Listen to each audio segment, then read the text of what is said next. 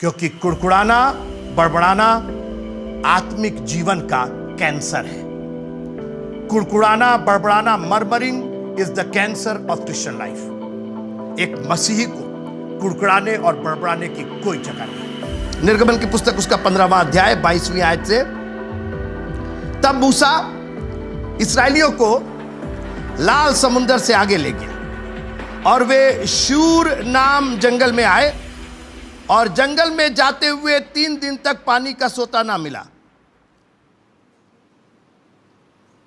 कितना पानी चाहिए? अभी तो पानी से उबरे थे। याद रखिएगा, हमारा और आपका छुटकारा पानी से है। परमेश्वर का वचन जल है, इससे हम शुद्ध होते हैं। जो अगला युद्ध होगा वो पानी पर होगा, पानी पर, पानी के लिए होगा। अफगानिस्तान जहां ये सब बवाल चल रहा है, वहां पेट्रोल 1 रुपया लीटर, 2 रुपया लीटर और पानी 400 रुपया लीटर। पानी का बवाल है मित्रों। कहीं पानी से डूब गए लोग, आप सब देख ही रहे हैं आसपास, बर्बाद हो गया, पानी से बर्बाद हो गया। और कहीं सूखे से, हम जहां रहते हैं अमेरिका में, 5 साल से बारिश नहीं हुई है, एक बूंद पानी नहीं गिरा है, 5 साल हो गए।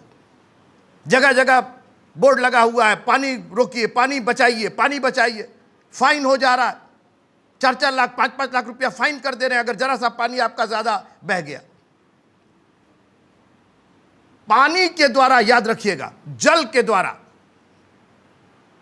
और उसकी चर्चा आपके परमेश्वर के कलाम में है। Water is one of the most prominent element.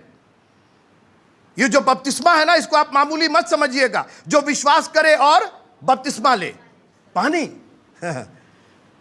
जल के द्वारा। और यीशु मसीह ने क्या कहा यूहन्ना 3:3 में, जब तक कोई जल और आत्मा से, आग से नहीं, जल और आत्मा, जल का इस्तेमाल किया गया। अब इब्रानी लोगों को, इजरायली लोगों को छुटकारा मिला, नेस्त नाबूद हो गए, मगर एक कैंसर ने उनको आप पकड़ा। कैंसर, याद रखिएगा, एक लाइन सब लोग ध्यान से सुनिए। कुरकुराहट मसीही जीवन का कैंसर है। फिर से सुनिए, कुड़कुड़ाहट मसीही जीवन का कैंसर है। आइंदा कुड़कुड़ा करके आप देखिए, सीधे डायग्नोस किया जाएगा, भैया इनको तो कैंसर हो गया, कीमो करो इनका। फिर से सुनिए, कुड़कुड़ाहट, murmuring is the cancer of Christian life. कुड़कुड़ाहट मसीही जीवन का कैंसर है। आगे पढ़ते हैं। फिर मारा नाम एक स्थान पर पहुंचे, नाम ही मारा था, वहां का पानी खारा था। मारा का पानी खारा, तो लग रहा है जैसे कविता हो गई बिल्कुल। है मारा का, जब मारा है तो पानी क्या होगा? खारा। मारा का खारा, ठीक है। इसी कारण उस स्थान का नाम, ओ मारा मतलब क्या है? खारा या कड़वा, ठीक है भाई। तब वे ये कहकर मूसा से कहने लगे, कोई बात नहीं है मूसा भैया, हम लोग सह लेंगे, हम लोग मान जाएंगे। अरे आप यहां तक तो निकाल करके लाए ना, अभी हमने फिरौन की सेना को, जो हमारे शत्रु थे, उन सबको नेस्त नाबूद होते देखा। थैंक यू, बहुत अच्छे हैं आप, हम लोग आपका साथ देंगे। अरे थोड़ा प्यासे रह जाएंगे, कुछ उपाय करते हैं, पानी को उबालते हैं, उसमें से नमक निकालते हैं। बोले इतना झंझट करने की कौन जरूरत है जब ये कर सकते हैं। सुनिए क्या लिखा है, आप पढ़ सकते हैं क्या जोर से इसको? क्या करने लगे? अरे कई लोग नहीं पढ़ रहे हैं। क्या करने लगे? बक बक करने लगे। किसी में बकझक लिखा है, भैया उसका कोई नाम नहीं है। वो जो कर रहे थे उसका कोई नाम नहीं, चाहे बकबक बोलिए चाहे बकझक बोलिए, क्या फर्क पड़ता है। आज मैं इसी पर बात करूंगा, बहुत देर नहीं, बहुत। और अपने आईना निकाल लीजिएगा, आईना निकाल लीजिएगा। कहाँ से आईना लाएंगे? सामने आपका आईना है, ये जो खुदा का कलाम है ना, ये आईना भी है, इसमें आप ही की शक्ल दिखाई देगी। क्या किसी ने कहा कि आईने के 100 टुकड़े हमने करके देखे हैं, एक में भी हम ही थे, 100 में भी हम ही हैं। हाँ, उसमें रिश्तेदार खानदान की शक्ल नहीं दिखाई देगी, आप ही की दिखाई देगी। और ये बक झक जो है, ये आप ही की शक्ल दिखाई देगा। ये क्यों होता है, कैसे होता है, इस पर कैसे पार पाए, इस पर हम बात करेंगे। ये जो घटनाएं लिखी गई हैं, ये आज हमारे जीवन में सोचिए, हम लोग के पास सब कुछ होने के बावजूद छुटकारा मिल गया। अभी तक कोड़े पड़ते थे तो ना बक होता था ना झक होता था। अभी तक डबल डबल ईंटा बनाने को दिया जाता था, बिना भूसे के और बिना पुआल के, तो कोई बकझक नहीं होता था। आज इस पार आ गए हैं लाल समुंदर के, आज फ्रीडम मिल गई है। अरे फ्रीडम बकझक की नहीं दी गई है, फ्रीडम प्रभु की स्तुति और बड़ाई करने के लिए दी गई है। ये मुंह परमेश्वर ने बकझक के लिए नहीं बनाया है, ये मुंह उसकी महिमा, उसकी स्तुति, उसकी प्रशंसा के लिए बनाया गया है। मैं हर समय यहोवा को धन्य कहूंगा और उसकी स्तुति निरंतर, कहां से? मेरे कान से, मेरी नाक से, मेरी आंख से, मेरे, कोई बोलेगा प्रेज द लॉर्ड, उसकी स्तुति निरंतर मेरे मुख से। ये बकझक आ कहां से रहा है? जब निरंतर आप उसकी स्तुति कर रहे हैं तो ये वक्त कहां से मिल जा रहा है बकझक करने के लिए? कहीं ऐसा तो नहीं है कि परमेश्वर आपकी परीक्षा वहीं से शुरू कर दिया? देखिए, लाल समुंदर के इस पार आने के बाद अब परमेश्वर का अनुग्रह नहीं, फिर से एक बात ध्यान से सुनिएगा, लाल समुंदर के उधर परमेश्वर का अनुग्रह था। आग, ओले मिस्रियों पर गिरते थे, इस्राएली लोग सुरक्षित रहते थे। अनुग्रह के लहू के द्वारा वो बचा लिए गए। लेकिन वो लाल समुंदर के उस पार था। ध्यान दीजिएगा, लाल समुंदर के इस पार परमेश्वर का अनुग्रह नहीं, परमेश्वर का न्याय चालू था। प्रेम तभी होता है जब न्याय होता है। वही पोस्ट सबसे ज्यादा वैल्यूएबल होती है जिसकी परीक्षा सबसे कठिन होती है। जितनी कठिन परीक्षा उतनी बहुमूल्य, उतनी मूल्यवान, उतनी शानदार जॉब, उतनी शानदार पोस्ट। और परमेश्वर की परीक्षा यहीं से शुरू हो गई।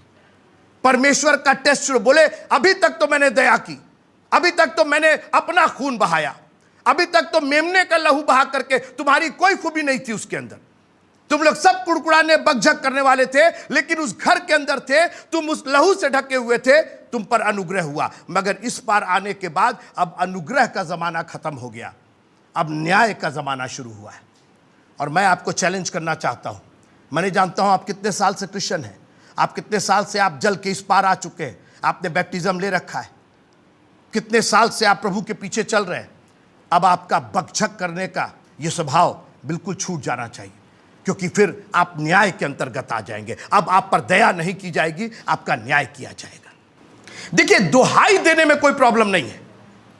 अब हुआ क्या, ये लाल समुंदर से निकले, एक जगह है, उस जगह का नाम क्या था? मारा नाम था। वहां पर जो पानी था, सोता था, वो खारा था, उसमें नमकीन था, बहुत नमक था, पिया नहीं जा रहा था। सीधी सी बात थी, उनके पास आसमान और जमीन का खुदा मौजूद था।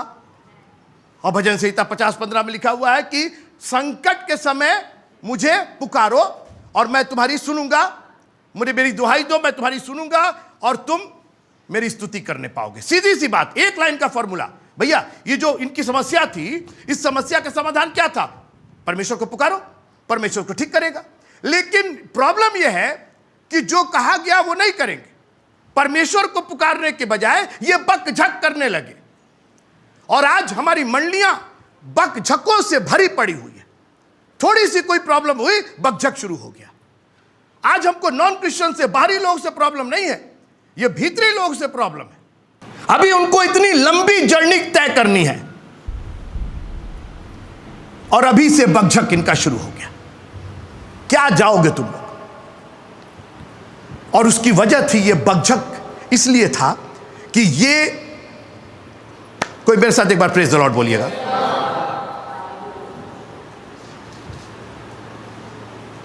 एक बार हम ट्रेन में चढ़े तो एक तो देहाती आदमी था, तो वो भी भीड़ थी, तो एक गठरी लिया हुआ था, सर पर रखा हुआ था और ट्रेन चल रही है।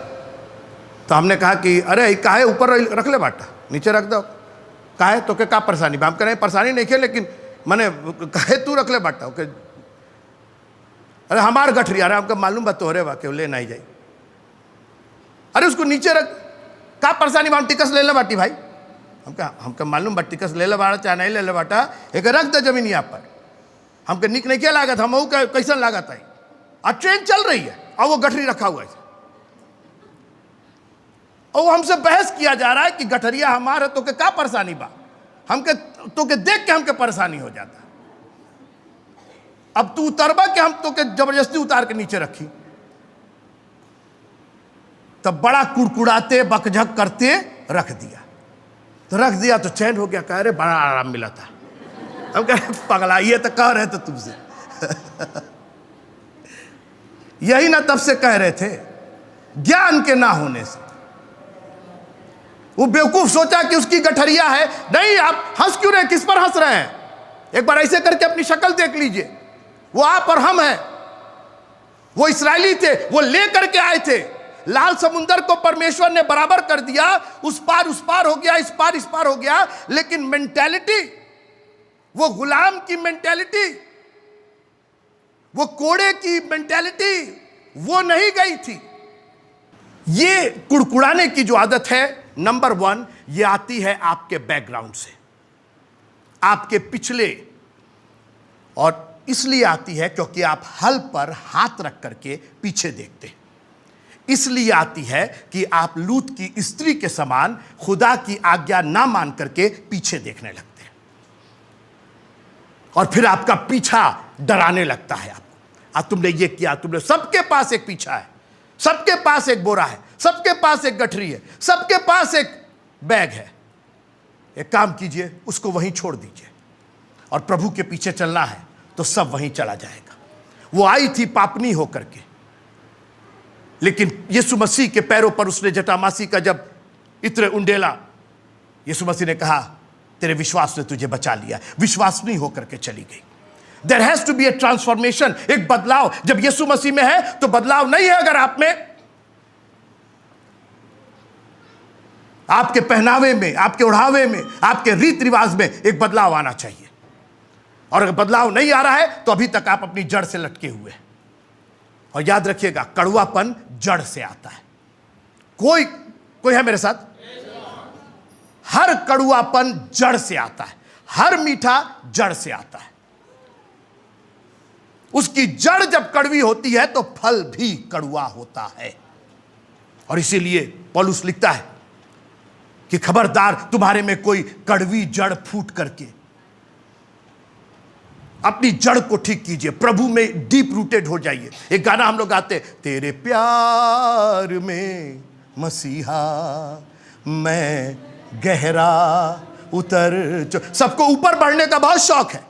हमारी मिनिस्ट्री ये हो जा रहे, पहले गहरे तो उतर जाओ, पहले जड़ को तो ठीक कर लो, जड़ को तो मीठा कर लो, पहले आम की जड़ लगा लो, पहले अमरूद की जड़ लगा लो। जब आप पेड़ लगाते हैं तो जितना वो ऊपर नहीं बढ़ता है वो पहले नीचे बढ़ता है। और याद रखिएगा, ऊपर कितना भी बढ़ जाए, अगर जड़ कट जाएगी तो पेड़ बेकार हो जाएगा। ऊपर अगर कट जाए, जड़ रह जाए तो वो फिर उग जाएगा। आप है मेरे साथ? हाँ,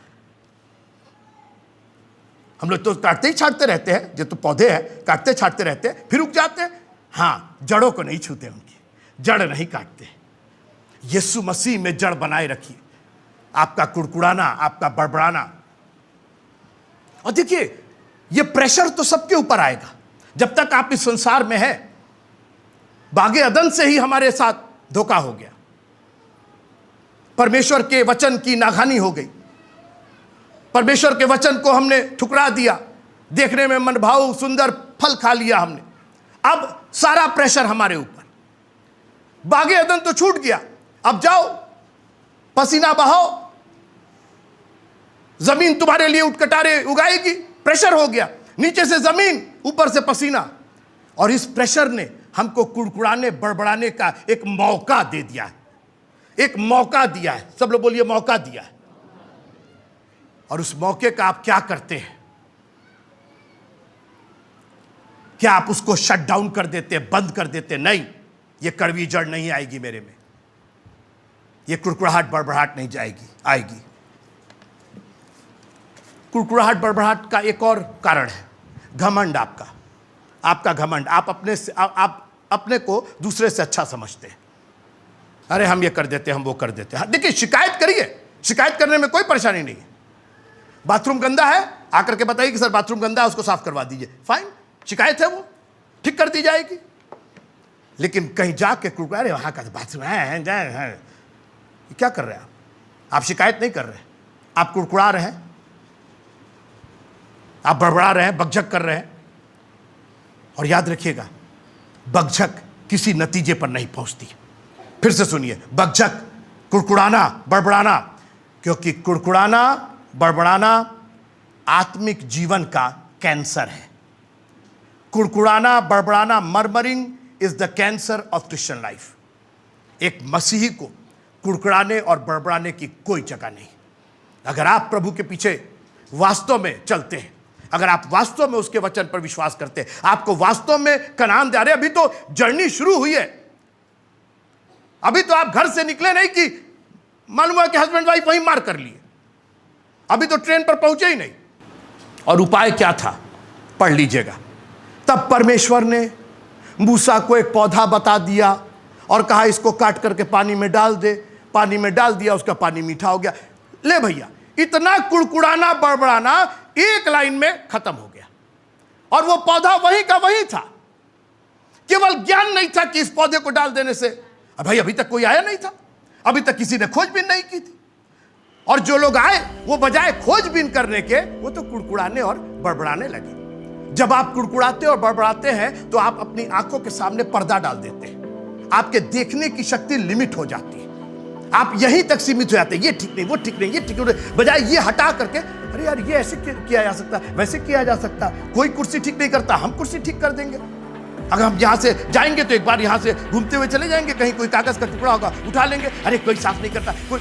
बजाय कुड़कुड़ाने बड़बड़ाने के आपकी दृष्टि सीमित हो जाती, फिर आपको अपने सिवा सब बुरे लगने लगते हैं। मसीही जीवन कुड़कुड़ाने बड़बड़ाने का नहीं, क्योंकि यह कैंसर का रोग है। और याद रखिएगा, कैंसर जानते क्या करता है, यह केकड़े के समान खाता जाता है। कैंसर ठीक नहीं होता है, कुछ भी कर लीजिए वो कहीं ना कहीं डैमेज कर ही देता है। ये कुड़कुड़ाने बड़बड़ाने का कैंसर पालिए नहीं। कोशिश कीजिए कि ये आपके बदन में, आपके आत्मिक जीवन में, आपके आत्मिक शरीर में कैंसर कुड़कुड़ाना आए ना। आप हेल्दी रहेंगे, आप स्वस्थ रहेंगे।